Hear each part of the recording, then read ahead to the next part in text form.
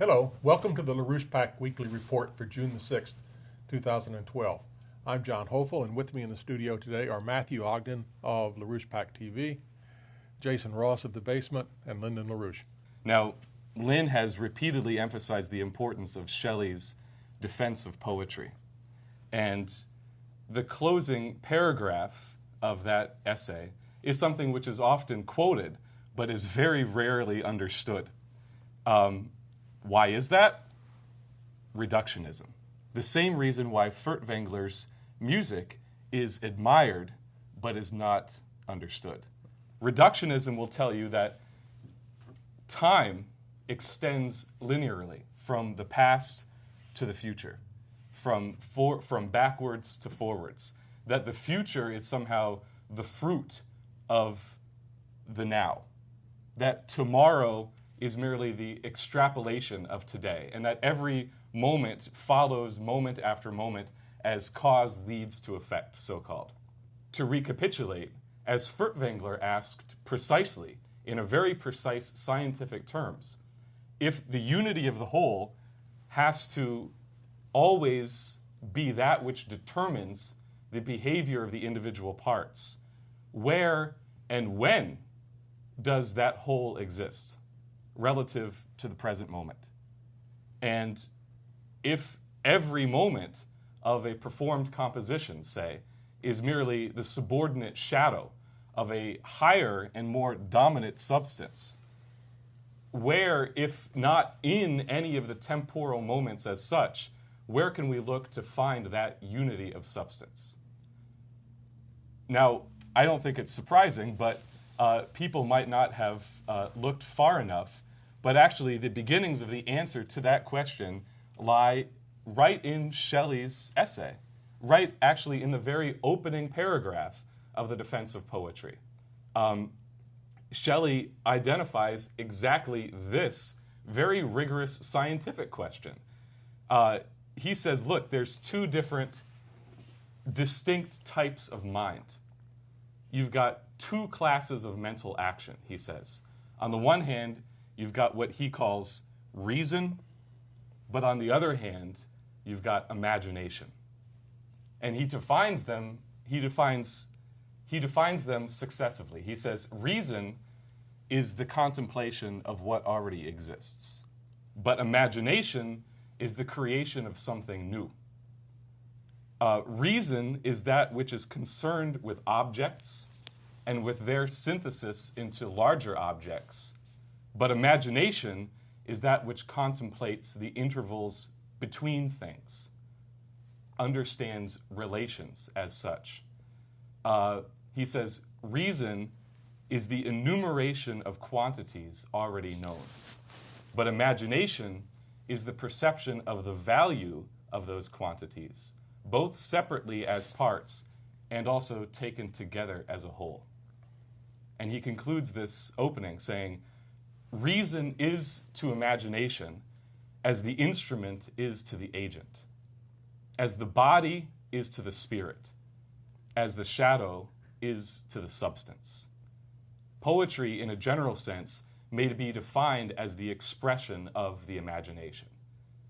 And now, what does this allow the poet to do that the mere deductionist cannot?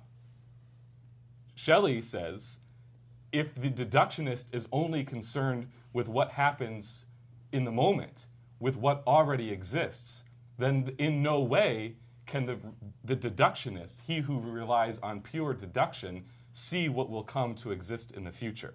He who is only concerned with the enumeration of quantities that are already known. But the poet can behold intensely both the present as it is and discover those laws according to which the present is ordered, but also he beholds the future in the present. And so all of a sudden we've discovered that we've uncovered a state of mind which, if it does not exist for the scientist is no scientist. But the poet or the artist or the musician in Furtwängler's sense, or in Max Planck's sense, or in Albert Einstein's sense, is he who's able to see the real domain of substance which lies beyond the shadowland of sense experience. The poet sees the substance of the future, which is what's casting the shadows onto the present. And in this way, Shelley says that the poet can indeed foretell the spirit of the future, if not maybe the form, which would be superstition or prophecy. Just to, on this comment on this at this point as an interlude, I have been forecasting economic processes for a long time, actually since the 1950s. Mm-hmm. And I have been in forecasting, not always precisely delivering a precise forecast, but in my forecasting, I've always been right. And everybody else has always been wrong. There is a reason, very simple reason for this, is that the human mind, the creative mind, is quite different than the ritual mind. Right. And that all of us have within us, as born people, we have the possibility of creativity, of expressing it, that is, actually seeing the potential of the future. You cannot really see the future as such. What you can see is the potential on which people can act. Mm-hmm. And that's the best you can do, at least best I can do. I've always been right and they've always been wrong. Why? Because they always depend upon a literal conclusion of deduction. They come up with a complicated deduction, or not so complicated deduction, or simply a fraud, just simply out of the air, a belief out of the air, a wild wish. Oh, this is going to work, or no, that's not going to work, sort of thing. But I've always been right in these terms of reference. Because we live in a society, particularly in the post-war period, but even earlier, we live in particularly a post-Roosevelt society. Roosevelt was the last real leader of the United States who really had a sense of the future. That is, an active, effective sense of the future. And that's what I have. And that's what I do. So, and the problem I've seen, and every time I've run into a forecast, where I've made a forecast, or others have made a forecast, and where they've always been wrong, and I've always been right, is the fact that I believe in the future. The problem with most people is they don't believe in the future. They don't understand it. They believe in a deductive view of reality. They take the things that exist now and try to find a deductive solution or deductive prediction that is going to flow from these factors. Mm-hmm. And in all major forecasting that I've known in the post-war period, since the end of Roosevelt, every one of these forecasters has been wrong on these issues. And I, in my own modest way, and I do mean modest way, have always been right. Because you never really know all of the future. What you know is wrong about the conclusions concerning the present and past. And that's exactly what you've been discussing, is exactly this is the poetic principle.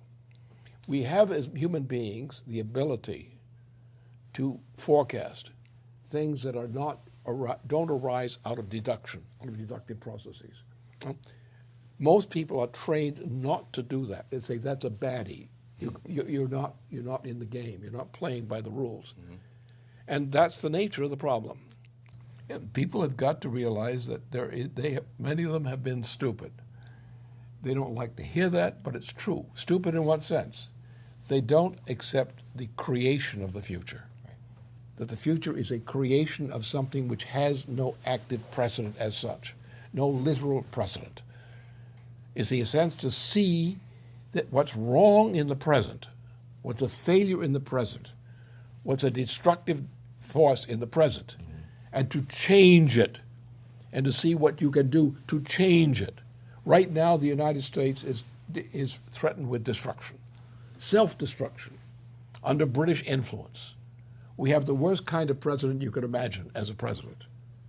We have characters who are running our government in other capacities, who are actually destructive forces. They doom humanity by their very presence, let alone their bad breath, because they have no opening to reality. And reality is always a change from the present to the future. Right. And they can never get to the future. I've gone through this again and again in forecasting. Every time I've raised a major forecast that's worked, the other guys were wrong. The most famous one, of course, is 1971, where I had made this forecast, 1966. This is where we're headed. And this is the calamity your present policy is going to carry us into. And it was delivered in the summer of 1971.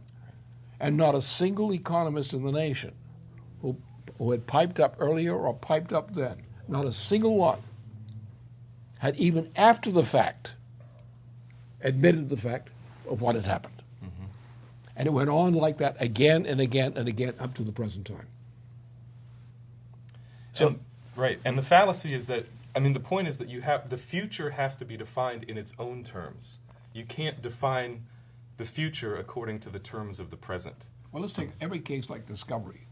Like we've had various developments in chemistry, in the nuclear and supernuclear areas. Right.